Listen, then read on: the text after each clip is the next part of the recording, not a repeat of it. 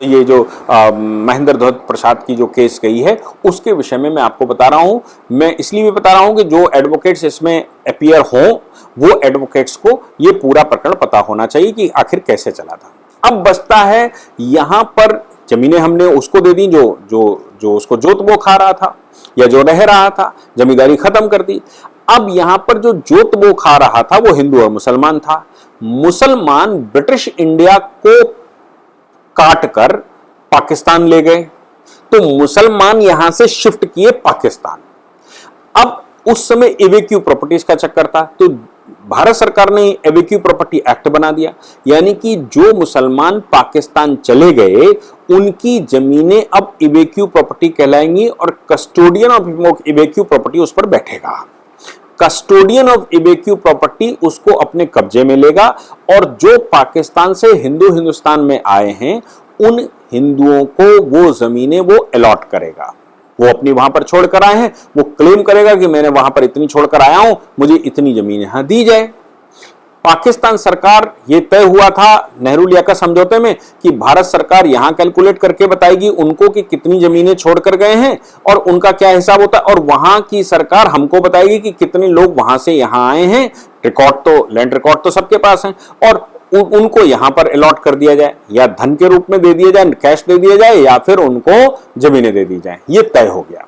अब यहां से जो मुसलमान पाकिस्तान गया उसने एक चालाकी की, चूंकि उस समय पाकिस्तान बनते समय जिन्ना के दिमाग में कीड़ा था, यानी कि वो जालसाजी करके पाकिस्तान उसने बनाया था।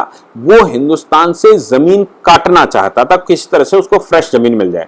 इसलिए उस समय के पाकिस्तान में 10,38,000 किलोमीटर की जमीन पाकिस्तान के पास चली गई, और भारत के पास पूरी उस समय 42 लाख स्क्वायर किलोमीटर के लगभग जमीन हुआ करती थी। 42 लाख स्क्वायर किलोमीटर में से 13% मुसलमानों को के लिए 10,38,000 किलोमीटर जमीन चली गई, जबकि 42 लाख में से अगर हम 13% की बात करें तो ये मानकर चलिए कि एक 8 लाख स्क्वायर किलोमीटर मिलनी चाहिए थी, 7 लाख स्क्वायर किलोमीटर मिलनी चाहिए थी।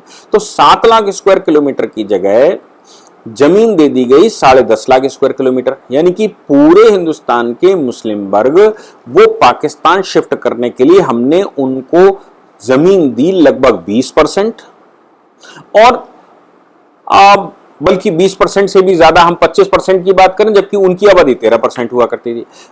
चूंकि वो एक पॉलिसी के तहत उन्होंने पाकिस्तान लिया था कि वो लड़कर लिया है पाकिस्तान, हंसकर लेंगे हिंदुस्तान, ऐसा कुछ उनके दिमाग में था, या हंसकर लिया है पाकिस्तान, लड़कर लेंगे हिंदुस्तान, कुछ दिमाग में था।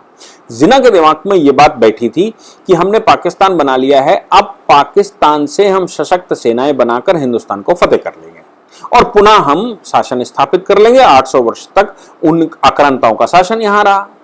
तो उसने उस पॉलिसी के तहत पाकिस्तान बना लिया, लेकिन हिंदुस्तान से जो मुसलमान था उसने बड़ी चालाकी करते हुए पाकिस्तान गया।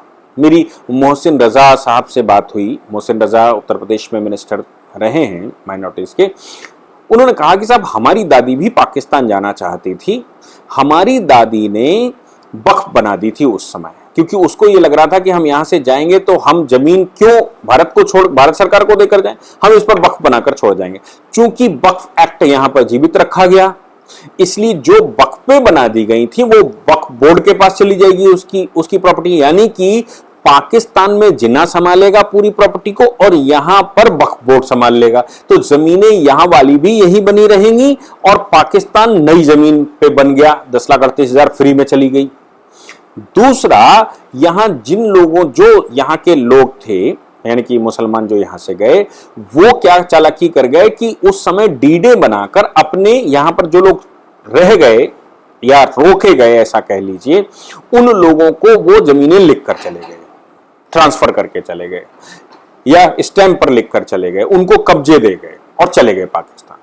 यानी कि यहां पर बहुत कम जमीनें खाली भारत में हो पाई और पाकिस्तान फ्रेशली बन गया, और हिंदुस्तान में भी जमीनों पर या तो उनके भाई बंधु बैठे रहे और या फिर वो वक्फ पर चढ़ा दी गई।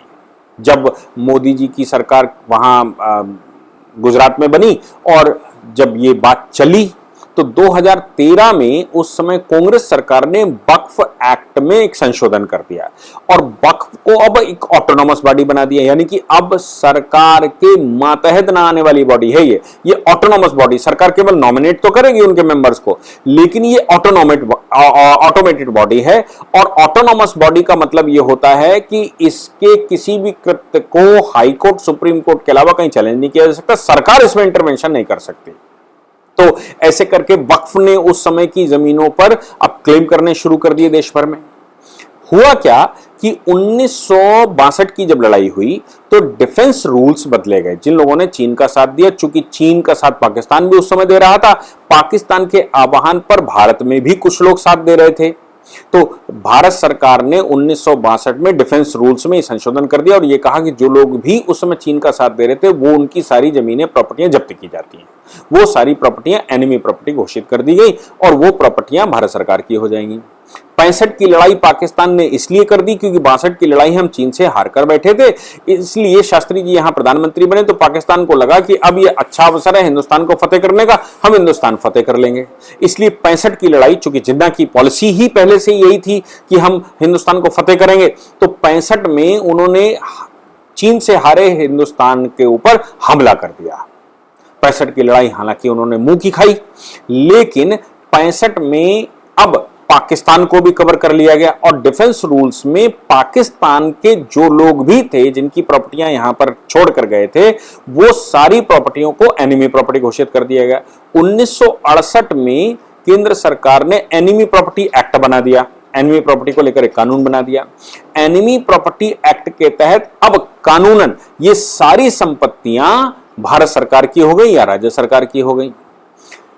लेकिन इसमें एक पेच फांस गए। वो पेच केंद्र सरकार ने जो छोड़ दिया, लूज पॉइंट, वो ये छोड़ दिया कि जो लोग पाकिस्तान चले गए केवल उनकी संपत्ति, जो लोग हिंदुस्तान में हैं और सक्सेशन कर लिया वो संपत्ति यहां पर रहेगी। यानी कि बाप, बेटे, चाचा, ताऊ सब चले गए, एक बच्चा छोड़ गए। यहां एक बच्चा छोड़ने से मतलब है कि एक बच्चा छोड़ गए जो भतीजा था या भाई था या भाई का बेटा था, तो 8 भाई वहां चले गए, बाकी बच्चे सब वहां चले गए, एक बच्चा यहां छोड़ गए। जैसे नवाब पटौती की बात कर ले, तो वो एक बच्चा सक्सेसर हो गया उस प्रॉपर्टी का।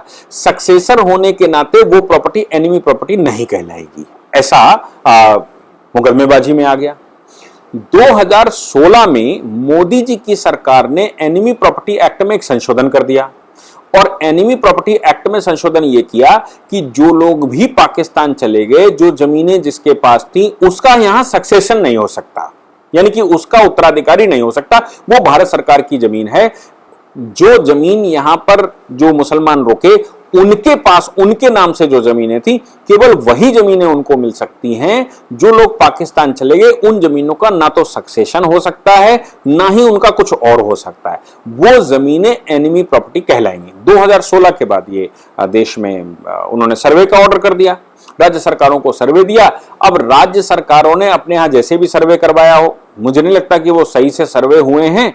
क्यों? क्योंकि नगर निगम की 1947 के कब्जे देखने पड़ेंगे और जो सर्वे की रिपोर्टें रहती हैं, चाहे वो नगर महापालिका की बात करें या फिर हम लेखपाल की बात करें, लेखपाल के रिकॉर्ड्स में जिसका नाम चढ़ा होगा, उन लोगों के नाम देखने पड़ेंगे और ये जानना पड़ेगा कि वो लोग पाकिस्तान चले गए या यहीं पर रहे। अगर वो पाकिस्तान चले गए और मतलब उनका सीरीज, उनके वंश को सीरीज देखनी पड़ेगी, उनकी सीरीज देखकर ये पता लग जाएगा कि कितने लोग उस समय पाकिस्तान चले गए और कितनी प्रॉपर्टियां यहां पर उनकी थीं, जो कि गलत तरीके से उनके वंशजों, परिवार के लोग, रिश्ते नातेदारों ने उस पर कब्जा करके रखा है, उनको खाली करवाना पड़ेगा। मुझे लगता है कि एक बड़ा काम कि नवाब बैठा हुआ है यहां पर, जमीनें उसने किसी तरह से इलीगल तरीके से कर रखी हैं, अपने कारिंदों के नाम चढ़वा दी थी, अपने भाइयों बंदियों के नाम चढ़वा दी थी और खुद चला गया था पाकिस्तान। वो बाया रूट भारत में फिर आ गया, वो चाहे दुबई रूट आया हो या वो सऊदी अरेबिया रूट आया हो, वो भारत में आता है और आज की तारीख में भी यहां आकर 10-20 करोड़ रुपए की प्रॉपर्टी बेचकर फिर वो चला जाता है इंग्लैंड, फिर वो चला जाता है सऊदी अरेबिया। ये जो मुसलमान यहां से अपने आप को रूलर वर्ग कह रहे थे वो चले गए, वो बड़ी संपत्तियां उनके पास हैं या उनके बच्चे यहां वापस आ गए। राजा महमूदाबाद उत्तर प्रदेश में सीतापुर डिस्ट्रिक्ट में या लखीमपुर डिस्ट्रिक्ट में, मेरे ख्याल से सीतापुर डिस्ट्रिक्ट में एक बड़ा इलस्ट्रेशन था। राजा महमूदाबाद का पूरा परिवार चला गया पाकिस्तान, एक बेटा वहां से वापस आ गया 1958 या 56 में। वो बेटा वापस आया और उसने यहां पर नागरिकता ले ली। नागरिकता लेने के बाद अपने पिता के द्वारा छोड़ी गई प्रॉपर्टी को सक्सेशन में ले लिया, यानी कि पाकिस्तान जाने के बावजूद यहां नागरिकता लेने की वजह से उसने ये संपत्तियों पर क्लेम कर दिया, किलों पर क्लेम कर दिया, संपत्तियां उसको दे दी गई।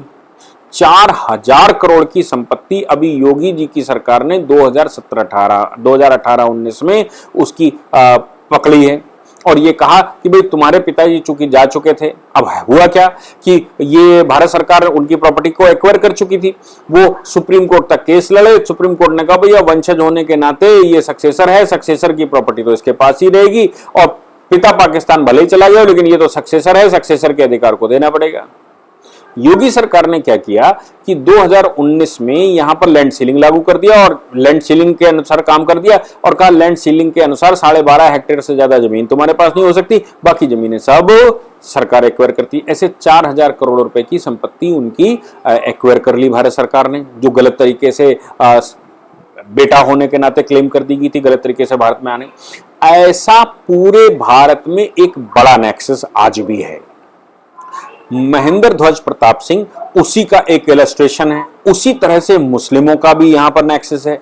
इस पूरे नेक्सस को तोड़ने की आवश्यकता है ताकि ये डिस्प्यूट सदैव के लिए समाप्त किए जा सके और भारत को, जो भारत की सॉवरेनिटी है, भारत में इस तरह के डिस्प्यूट समाप्त करके भारत को प्रोग्रेस के रास्ते पर ले जाया जाए। नहीं तो ये डिस्प्यूट सदैव अगर बने रहेंगे तो फिर भारत की प्रोग्रेस बहुत अच्छी होने वाली नहीं है। मैंने पूरा बताने की आपको कोशिश की कि आखिर कैसे एक्सेशन हुआ, क्या सारा प्रकरण चला था।